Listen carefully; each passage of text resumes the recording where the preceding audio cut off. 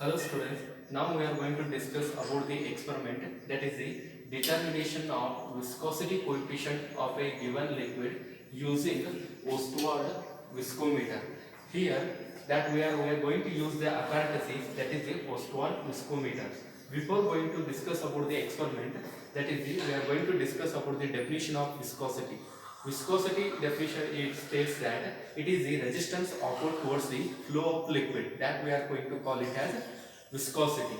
Here viscosity coefficient means the tangential force acting per unit area of an liquid in order to flow in order to maintain the constant velocity gradient throughout the liquid, so that it will show the constant viscosity value for the liquid. So viscosity coefficient is given by the formula eta is equal to pi into p into r raised to 4 into t divided by 8 into v into L, where p is the pressure existed by the liquid, r is the radius of curvature of a tube, and t is the time taken by the liquid, V is the volume of the liquid, and L is the length of the tube through which liquid is flowing.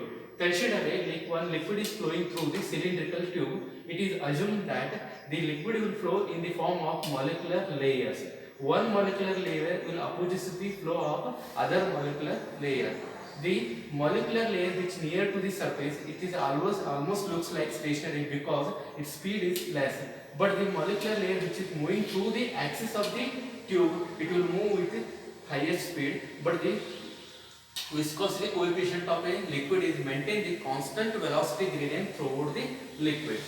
Here viscosity coefficient of a given liquid is given by pi into PL into R raised to 4 into TL divided by 8 V into L, where PL is the pressure existed by the liquid on the both side of the tube, R is the radius curvature of the tube, and TL is the time taken by the liquid in order to flow from one point to other point, and eta W is equal to pi into PW into R raised to 4 into TW divided by 8 into V into L, where PW is the pressure existed by the water on the both side of the liquid, and here TW is time taken by the water in order to flow from point A to point B. Here the values of R, radius of curvature, and volume and length of the tube all are constant.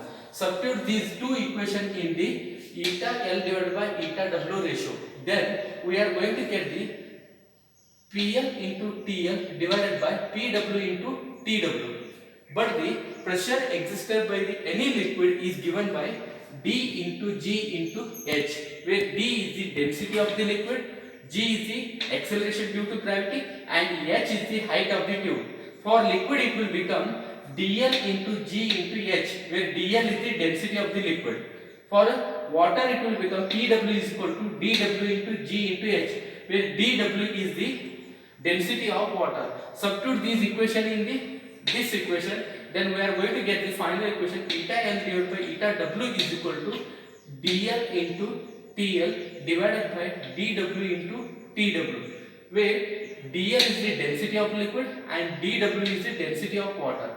Therefore, coefficient of a given liquid is given by eta L is equal to dl into TL divided by dw into TW, that entire into eta W, where dl is the density of the liquid, TL is the time taken by the liquid, dw is the density of water, TW is the time taken by the water, eta W is the viscosity coefficient of water. Here dl, dw and eta W values are given by us, and we are going to determine only TL and TW, that is time taken by the liquid in order to flow and time taken by the water in order to flow. That will be determined by using by the Ostwald viscometer. This Ostwald viscometer having the two limbs, one is wider limb, other one is smaller limb. In the smaller limb side, capillary tube will be there. Here, in the smaller limb side, there are two marks, mark A and mark B. This is the upper mark and this is the lower mark. Here, Before using in the experiment, this Ostwald viscometer is completely dry. Then we are going to take the 15 ml of liquid in the wider limb side by using the burette. Then we are going to suck the liquid at smaller limb side. Then we are going to suck the liquid above the mark A, and we are leave the liquid in order to flow freely. That time, here we are going to count the time taken by the liquid in order to flow from point A to point B by using razor wash. When the liquid just crosses the point A, we are going to start the watch, and when the liquid crosses point B, that time we are going to stop the watch, and we are going to note down the time in second. Then this procedure is repeated for 3 concurrent reading. Then we are going to take mean value, that is TL, time taken by the liquid in order to flow from point A to point B in second. Then same procedure for repeated for water also, but before going for the water reading, this entire viscometer is rinsed with acetone and it is made completely dry. Then we are going to take the 15 ml of distilled water.